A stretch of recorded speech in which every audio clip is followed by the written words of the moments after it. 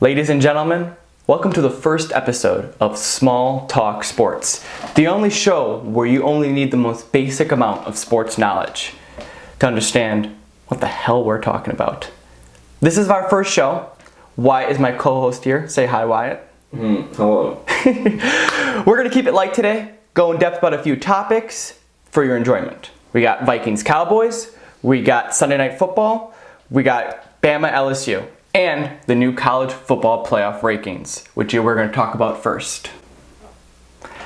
I already see you shaking your head, so I'll get started. The first college football rankings were announced last night, with Penn State, Ohio State, Alabama, and LSU all making the top four, with Clemson and Georgia just missing out. Initially, Wyatt, for viewers that don't know, what's the difference between the college football rankings versus the AP top 25? Well, Logan, college football playoff rankings is supposed to be the most accurate rankings for the college football season, starting now in that first couple of weeks of November, moving on until they decide in late December after the conference championship games. The AP top 25, as we've all been dealing with throughout the first 9 games of the season, have been basically about what journalists think the rankings are. So you get one ballot per each, So a projection rather than definitive. It's considered definitive at the moment. It's just basically the newspapers and the media outlets, and then each person gets a vote, and they will submit their ballot, and then that gets kind of determined in through there. So that really doesn't mean too much. It's the college football playoff rankings are that is what is what. If you are that number, that is what you are, and that is what really trends throughout the rest of the season, which is why these first initial rankings are so important, because we get to figure out what the playoff committee is thinking right now. And the playoffs, how is that set up currently? So right now it's a 14 playoff. A lot of people are asking for expansion, but that will not happen in the next couple of years. So the top 4 teams, 1 versus 4, 2 versus 3, and then those teams are played circling the different BCS bowls. So right now it'll be in Atlanta and in Phoenix. Mm-hmm. Or Glendale, I'd assume, probably. And then the semifinal this season will be played in the Superdome here in Louisiana. Louisiana, we're close. Almost said Las Vegas. So people that don't know, Louisiana. we are joined by a Clemson fan. And Clemson won the championship last year, has been undefeated since 2018, and is currently undefeated this year.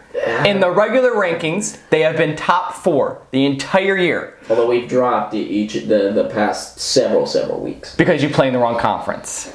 But for the first college football rankings, they are just outside, against 2 SEC teams being Alabama, LSU, and 2 Big Ten teams being Penn State and Ohio State. Why? Why is this rankings different than the previous ones? So it's frustrating. The committee is kind of gone a little bit haywire here in this first set of rankings. So they had Ohio State at number 1. And again, before we get into this, as a Clemson fan, I know I'm going to hear hate because of bias. I am okay with these initial rankings. I'm not fine with it. The Penn State one and the Alabama are big head scratchers. I personally would have had a top 4 of LSU first, Ohio State second, Clemson third, Alabama fourth. And I would have had Penn State 5th. And then probably Oregon more at 6th and kind of flip-flop them in Georgia. Well, currently right now, it's Ohio State is the top-ranked team with LSU, Alabama rounding out the top 3. Penn State's squeaking in the top 4. Then outside you have Clemson at 5, Georgia at 6, and Oregon at 7. Which is interesting because you got Utah right behind them at 8. So that leads a possible scenario in there. But Georgia, something that the committee said last night was infuriating. Georgia has the worst loss of the season right now to South Carolina. South Carolina, not big bad SEC power South Carolina. I'm talking South Carolina that lost to Vanderbilt and Tennessee in the last couple of weeks. This is not a good football team. Now, we do play them later on in the season, but from what I've seen, they have flashes, but they are not consistently a good program. So there's the little problem there, because they said the Florida win and the Notre Dame win canceled out the South Carolina loss. Mm-hmm. I I don't know how you can cancel out a loss based on a team that got shell-shocked by Michigan and then almost lost, except for a late under 30-second score by Ian Book against Virginia. A Coastal team that all of you all are saying is the worst conference in America. But yet those two really marquee wins. Well, let me get back. Cancel them out. Let me get back on track for a second. So you have 5 undefeated teams right now currently that matter. Why is Clemson 5th compared to those other undefeated teams? What makes them worse than the other teams? So Rob Mullins in the playoff, he is the committee chairman, stated that Clemson's strength of record is not up to standard to these other teams, which is fair. Penn State has played a tougher schedule. Alabama has not. That is the one big issue I have. LSU and Ohio State, absolutely. They've beaten the teams. Ohio State, on their hand, has dominated all their teams. I have no issue with that. Alabama has not played... First of all, let's just set this out here. Alabama, 8-0, has the worst opponent win percentage. They have not played a a team with a winning record except for Texas A&M, which is Clemson's best win as well. Yet you hear the media say, "Oh, Clemson's best win is Texas A&M, and they've been horrible this year." But you're not really hearing that from the Alabama side of things.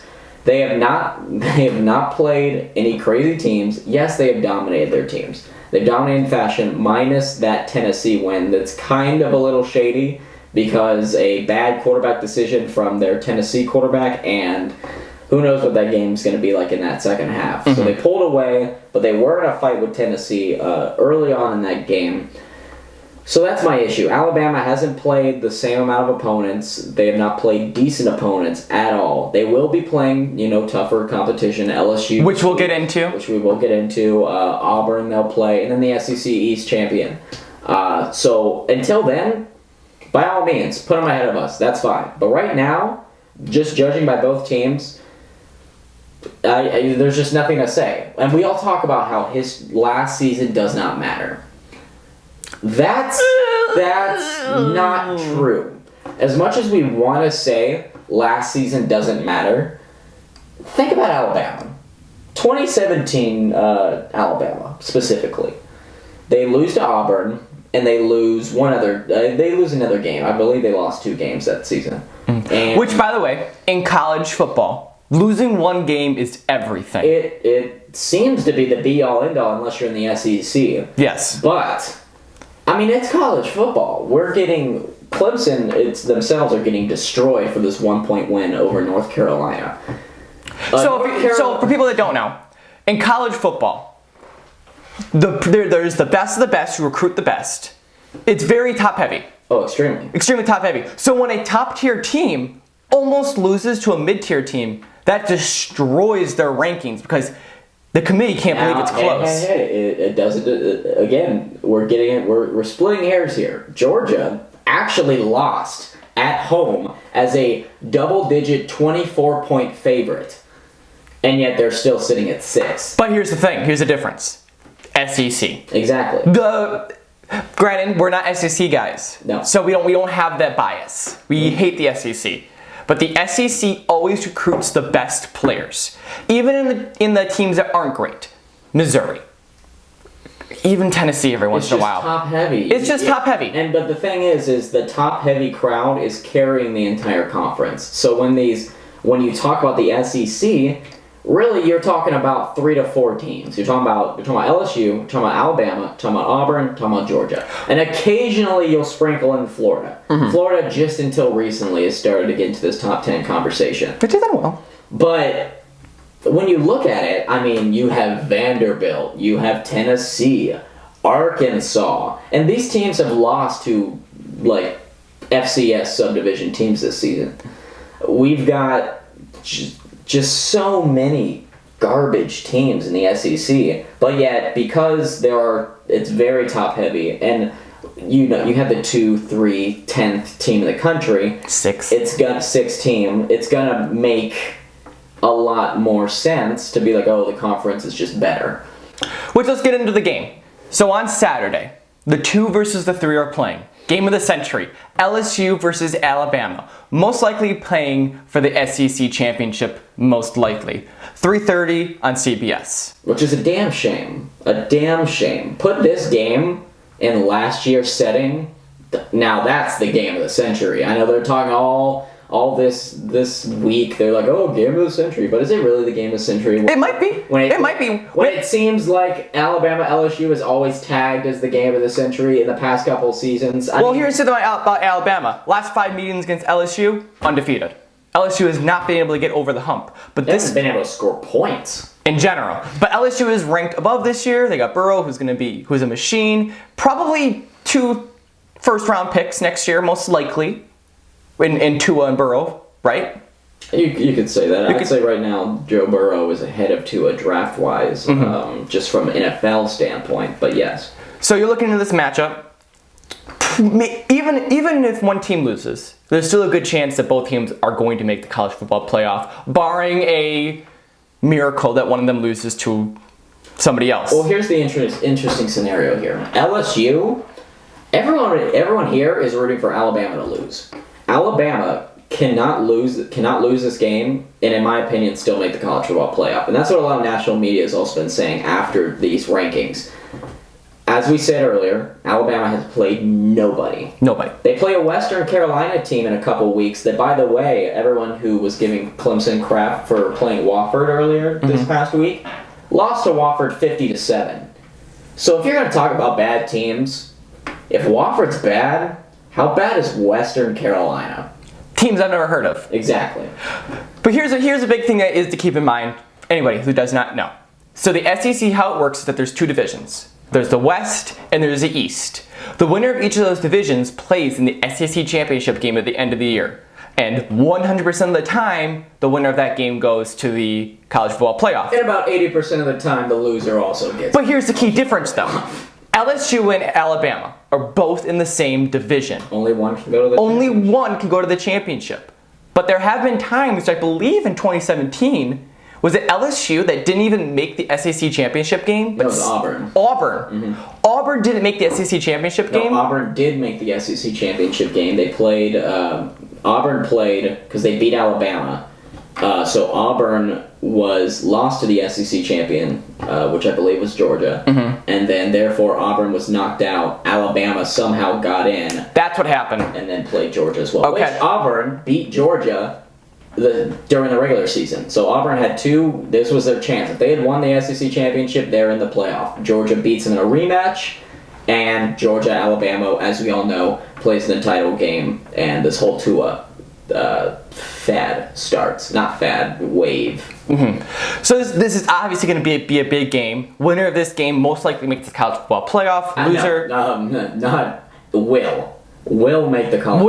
The winner of this game is already a lock for the college football playoff, barring a complete meltdown anywhere. You can lose, especially if you're LSU, because they have the top 10 wins to help with Florida and Texas, even though that Texas loss looks a lot worse, considering Texas kind of steep decline. They're not even in the top 25 anymore. So let me ask you about LSU. So LSU needs to win this game. They have been unable to score any points against Alabama in the last 5 years. What do they got to do to turn the tide?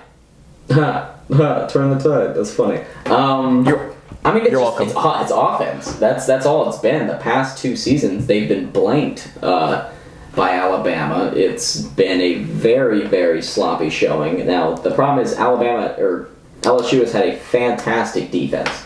They've had a great defense to compete with Alabama, shut them down a little bit, which we saw last season a little bit.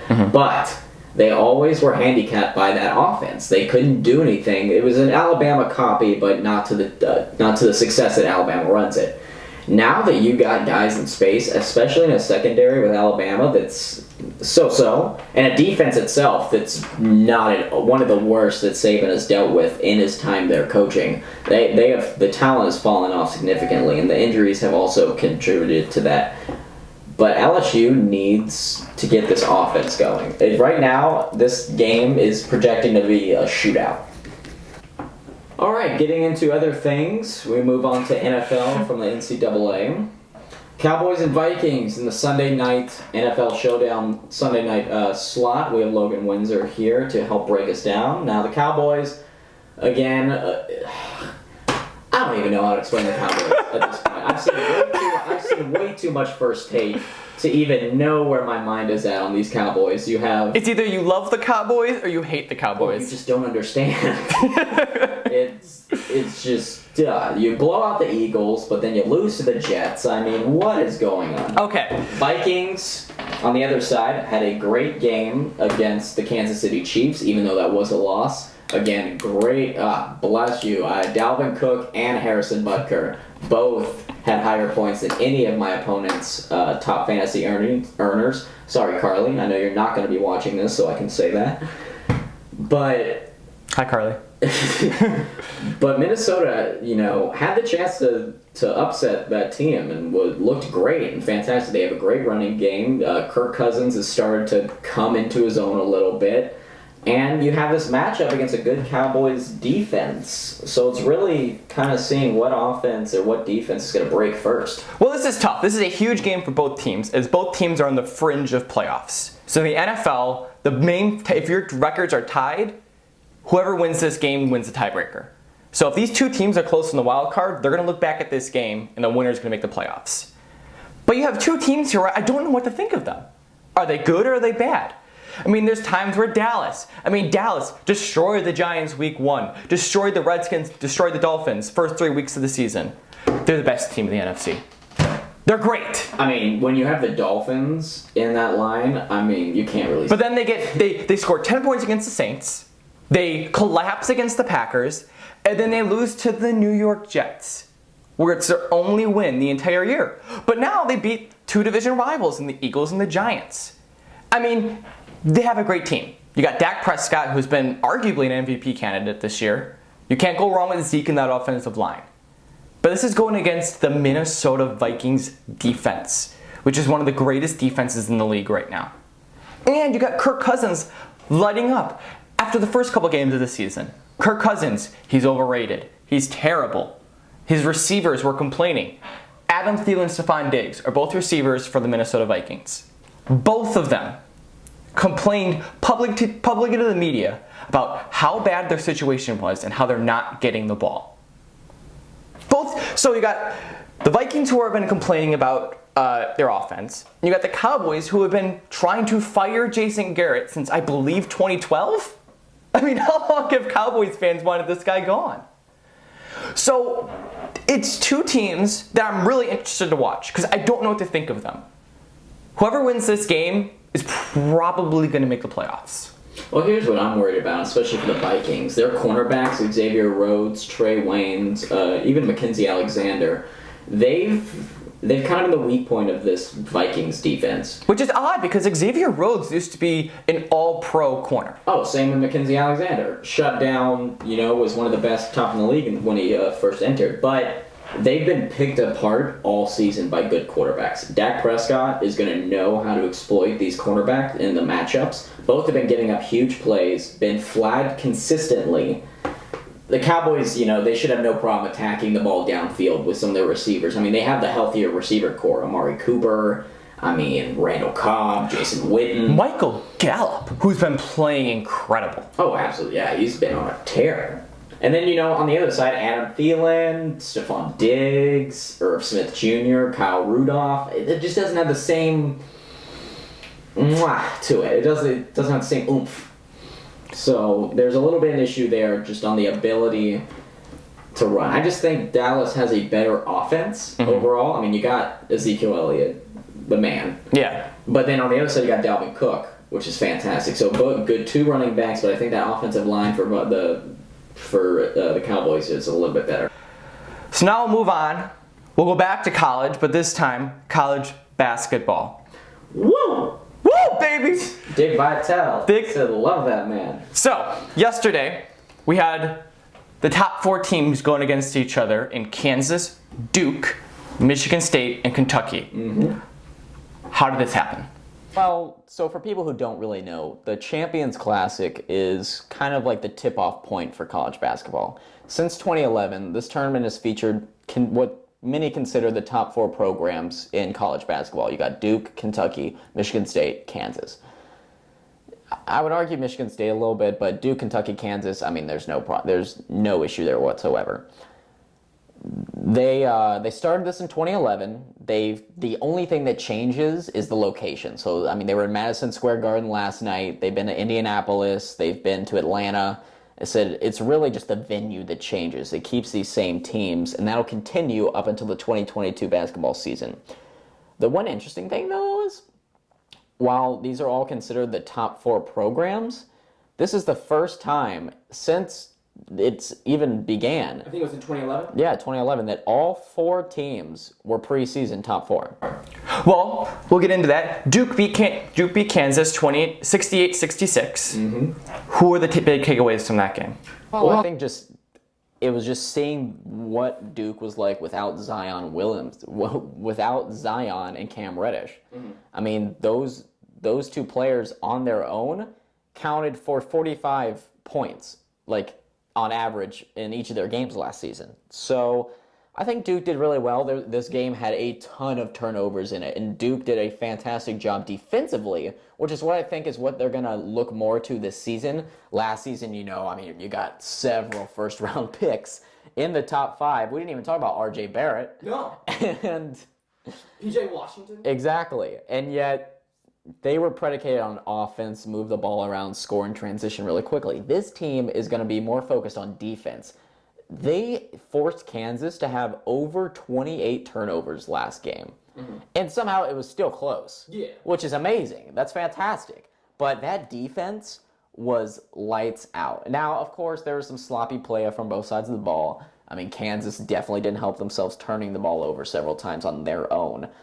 But it's just, I was really impressed with how defensively Duke looked.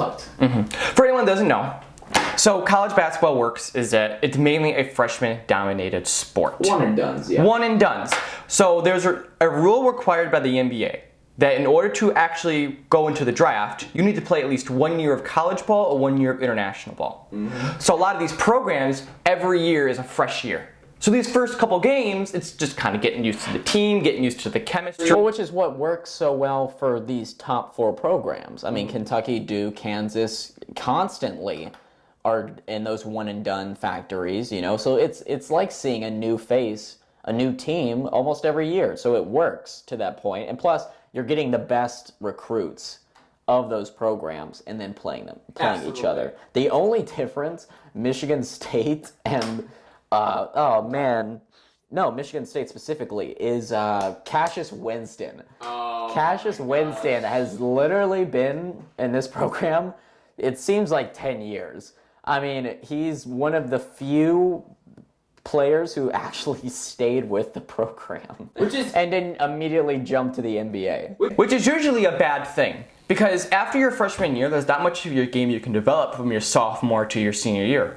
Look at Denzel Valentine. Denzel Valentine currently plays for the Chicago Bulls and is a mere bench player. Tyler Hero. Tyler Hero.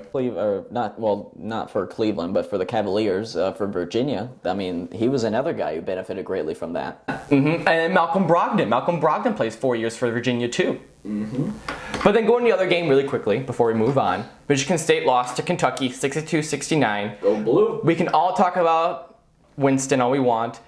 It's Maxey.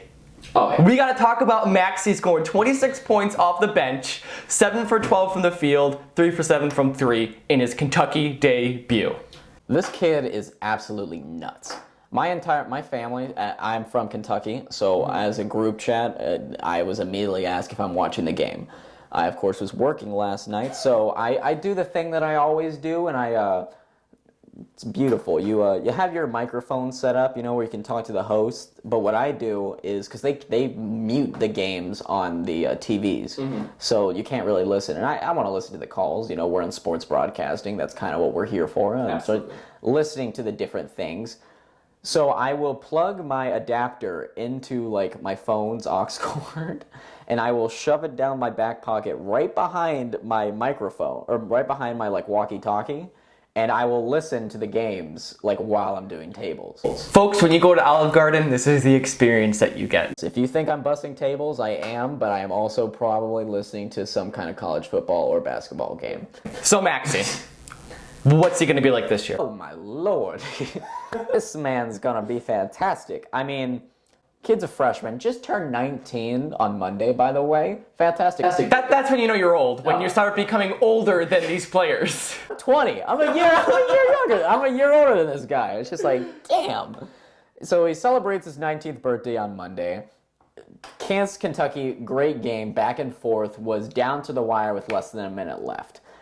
This kid pulls a Steph frickin' Curry. From like the First game, didn't even start, comes off the bench. Steph Curry-like movement, like 3 feet past the three-point line, just in the face of whatever poor Kansas defender was guarding him, and sinks the shot. I mean, this is a freshman. But that's big for a freshman. If you can go in there and do your first NCAA game and make against the number one team in the country. Michigan, who was ranked first Michigan State. Michigan State before this game started, and you make a shot like that, because let's be honest, this kid's great. We know this. I mean, he was a number 3 combo guard coming in, top 10 overall recruit in the 2019 class, a 5-star. He's just an absolute sniper. And that's what Coach Calipari said specifically. He didn't start him because he's like, listen, I want you to watch the game, get accustomed to the speed of it, seeing like what you see on there, and I want to put you in there and come out firing. Which is exactly what he did.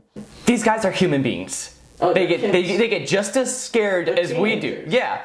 So going in, I mean, I get scared playing against Jacksonville School for the Blind. And yet this is a nationally televised, sold-out arena that you are making your college debut in. And to make that shot initially, he just went off after that. And that's going to be huge. Yeah. If he can start like this let's be honest, these are like preseason games. These games don't necessarily mean the most in the beginning of the year. No, I mean, Duke blew out Kentucky by 34 points last season, and both teams made it to the Elite. Absolutely. It's just kind of them getting accustomed. Yeah. It's only going to be great things. It's a great thing about college basketball. There's so many games that it doesn't matter, like, how many you lose. I mean, okay, that's stupid. Yes, it does matter how many you lose.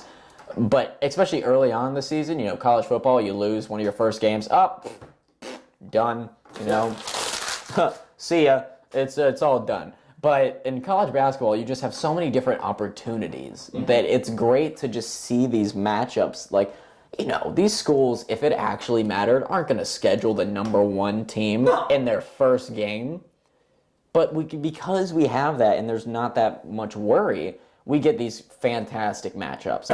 I mean, look at Syracuse a few years ago. Syracuse, they lost 12 to 15 games. They barely make the tournament, and they get to the Final Four.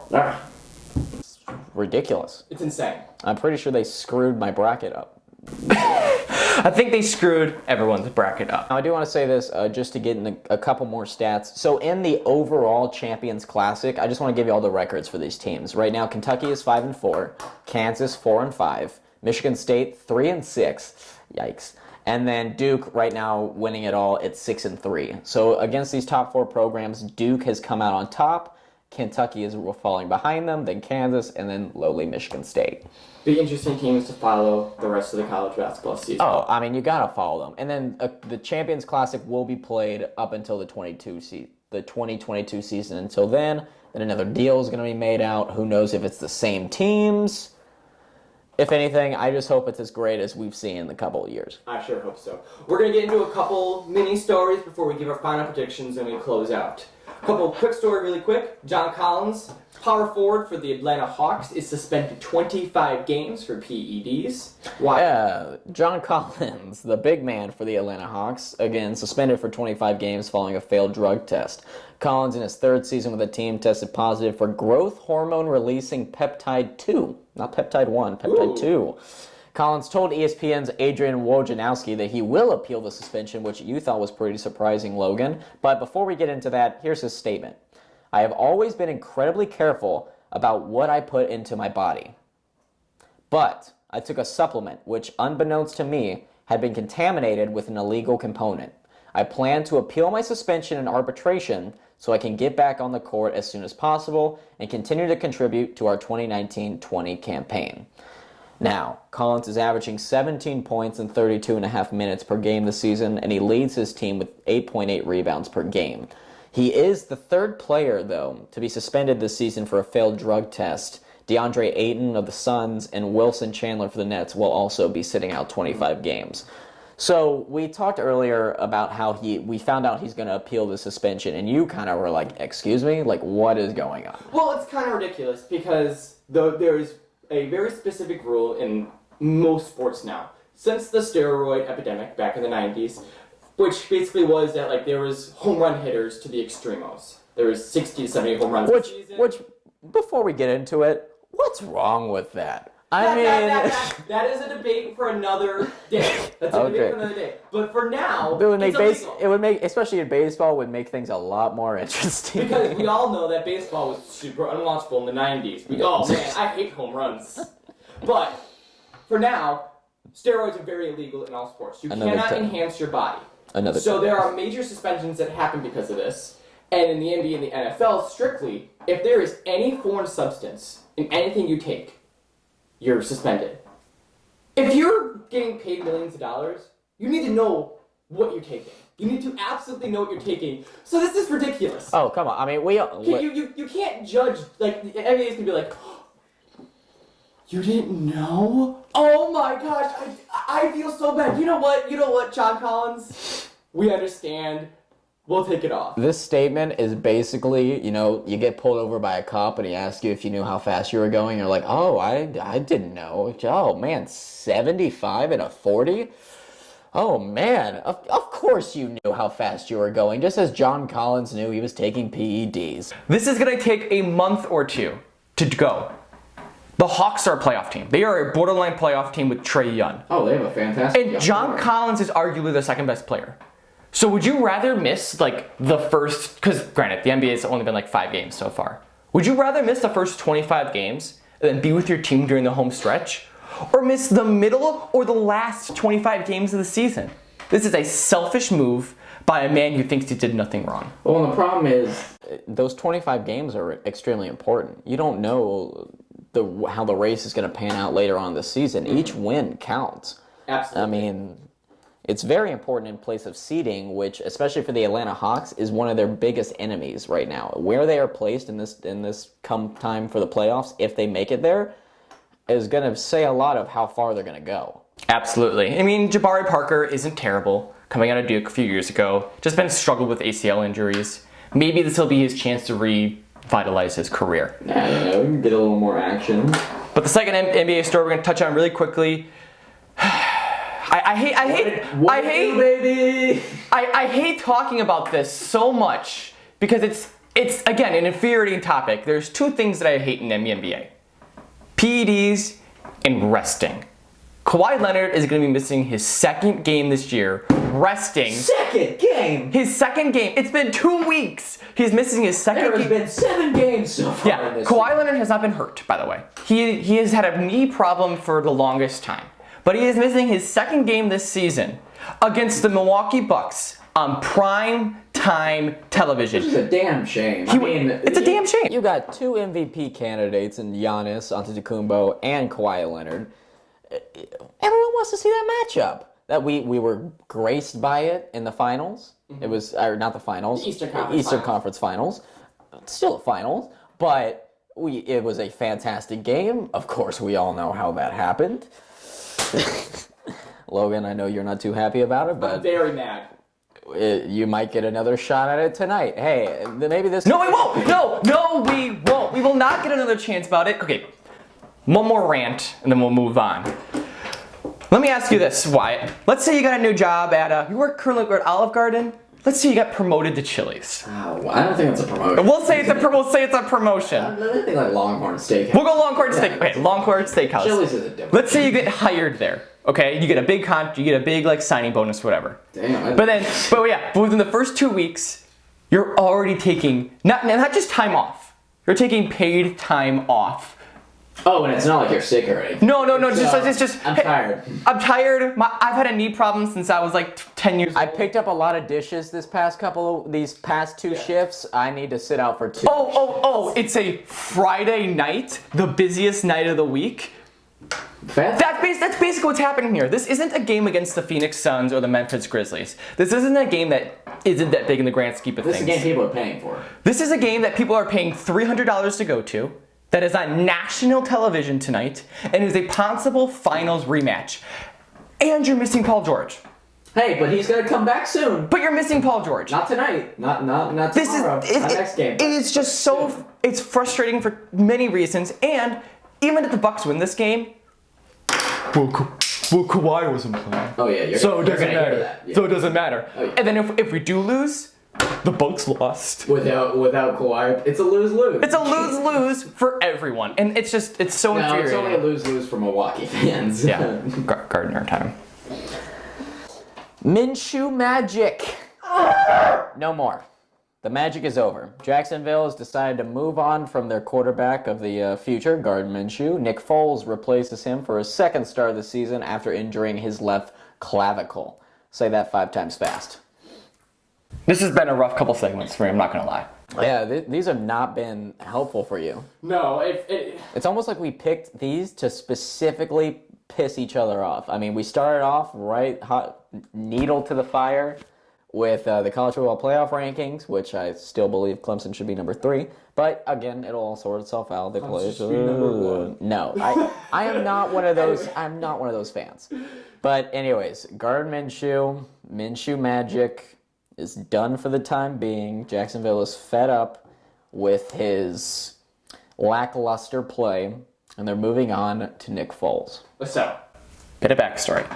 Nick Foles subbed in for Carson Wentz a couple years ago and won the Super Bowl with them. First Super Bowl in Philadelphia Eagles history.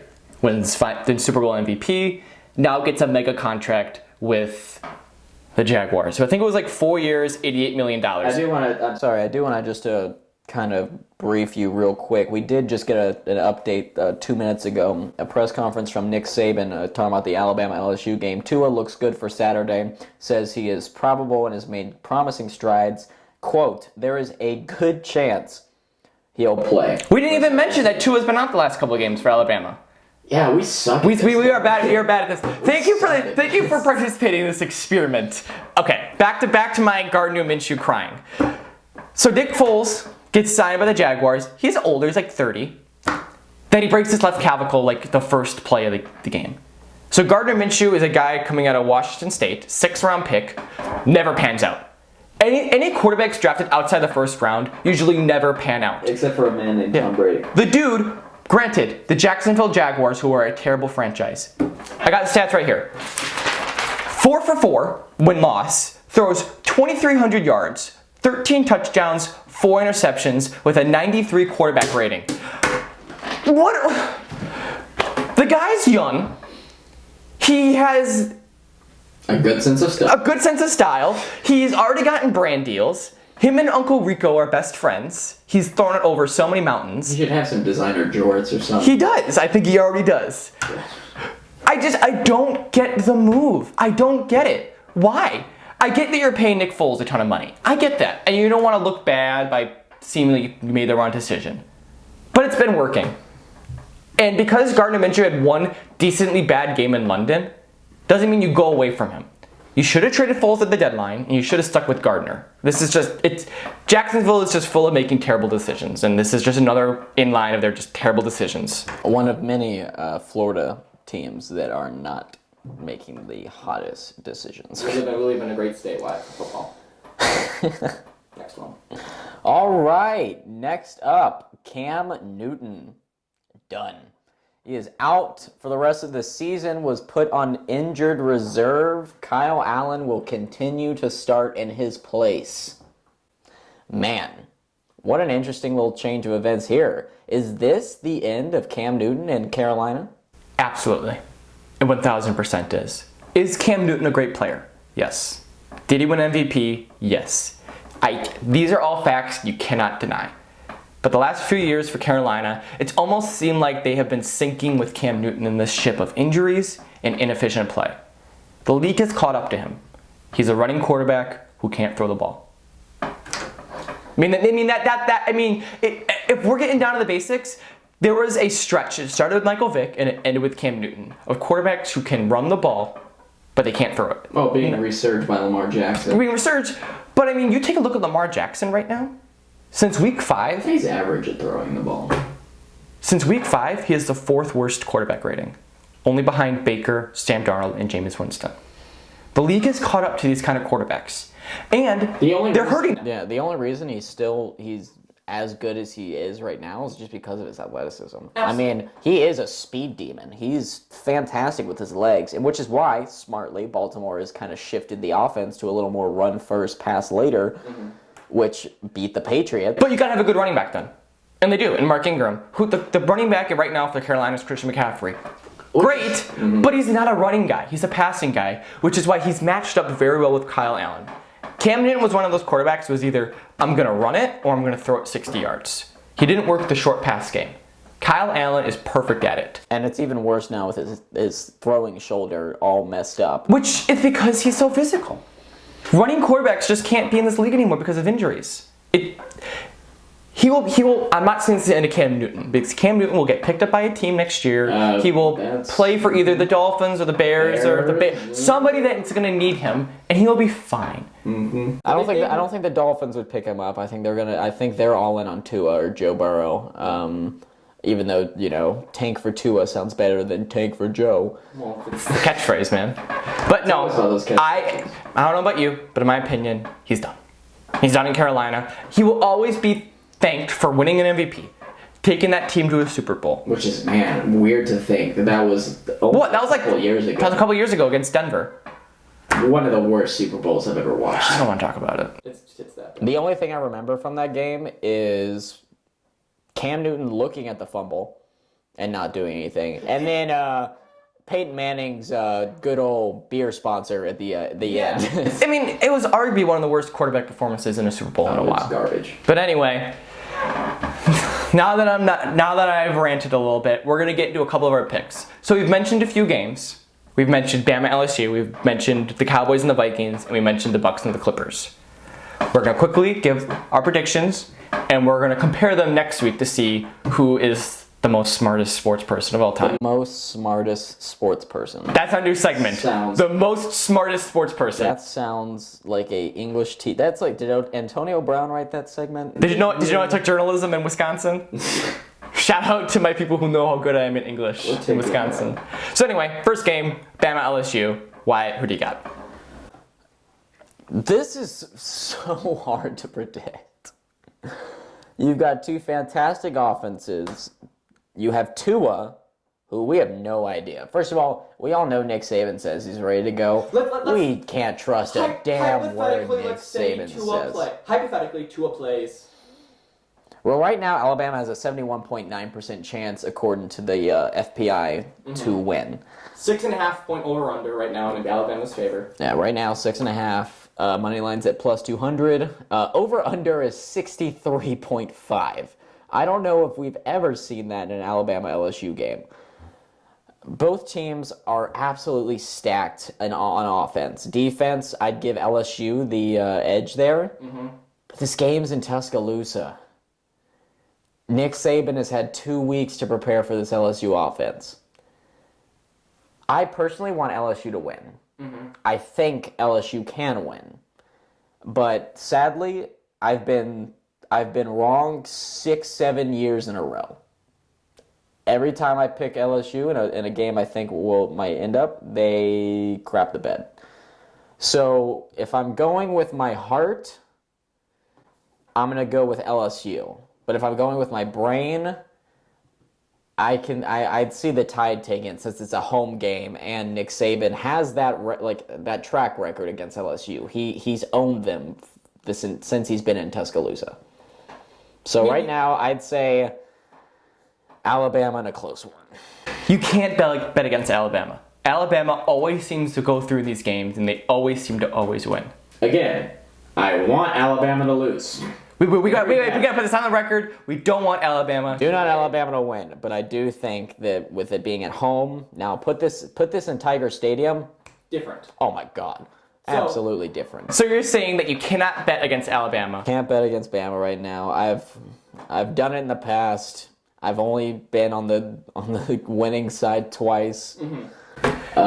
Which is why I'm betting against Alabama. So I am going. Here's why. Here's why. You make excellent points about Alabama.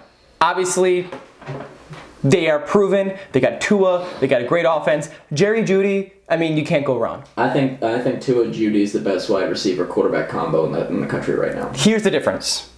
LSU has not been able to score points against Bama In these games. LSU is also their starting linebacker. I don't know his name, but he's out for the game due to an injury as well. But Wait, we're talking about defense in college football? On another side of things, Joe Burrow destroys the mid-passing game. that's my point.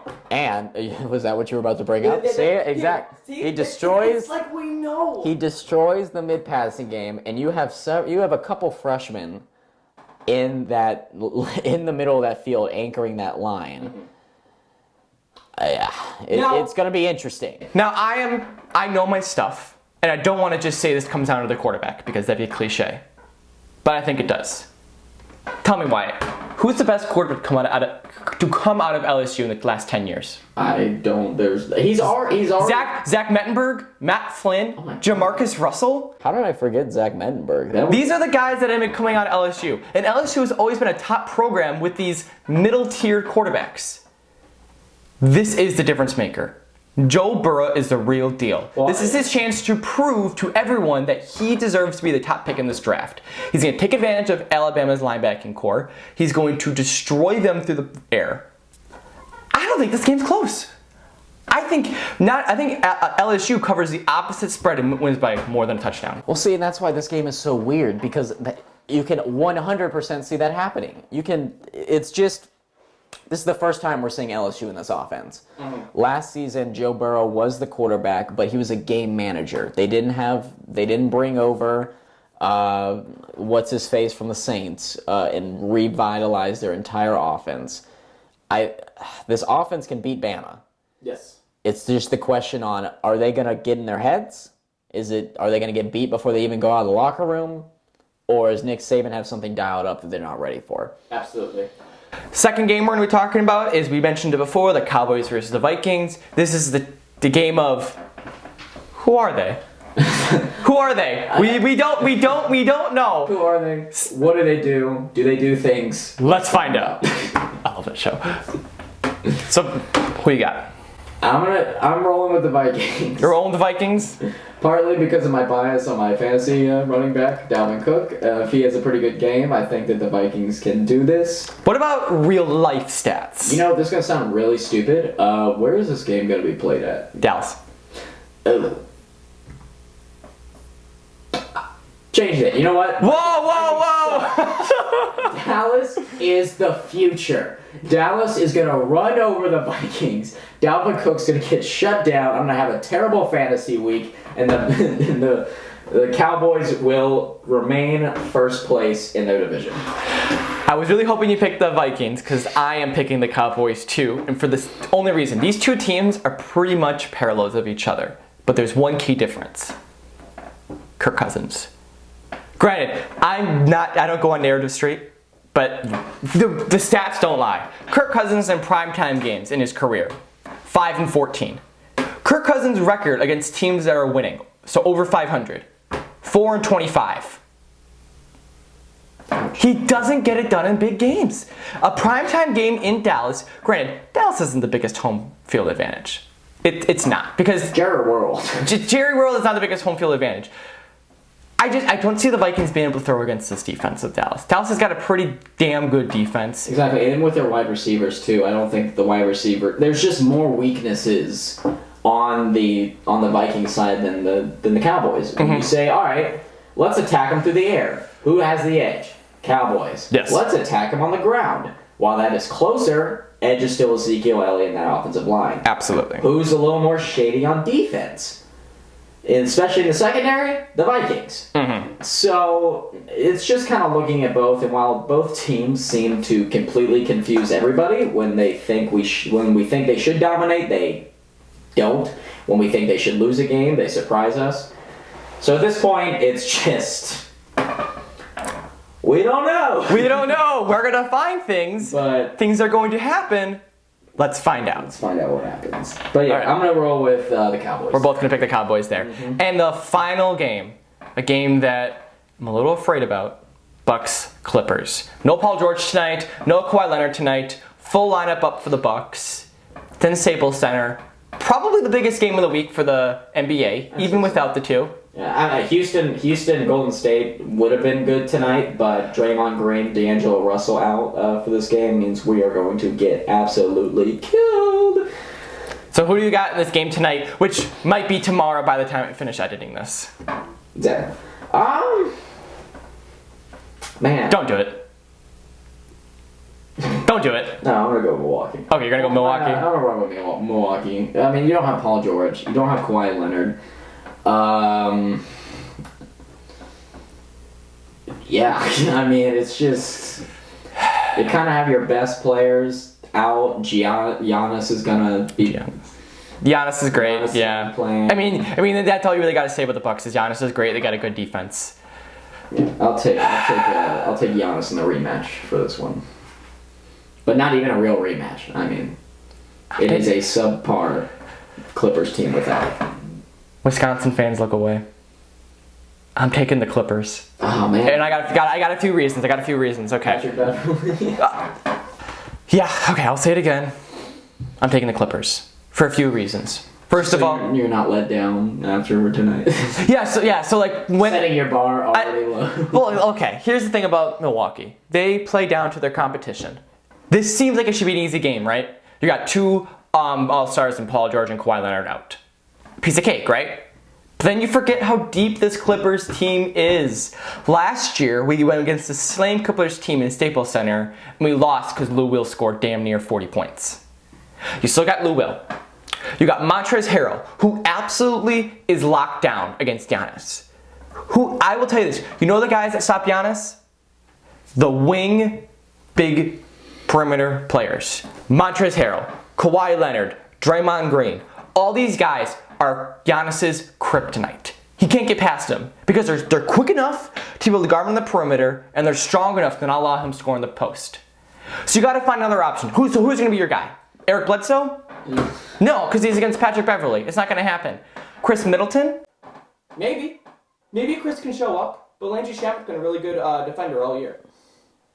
I'm worried as a Bucks fan for this game because I feel like we're not going to play as hard as we should. We're going to play guys like Dante DiVincenzo. We're going to play guys like Pat, who should get minutes in this game, but we really shouldn't be giving that big of a role in this game. This is a must-win game for the Bucks to prove to the national media, to prove to the world that we're serious this year. But the Clippers are a really good team. They're deep.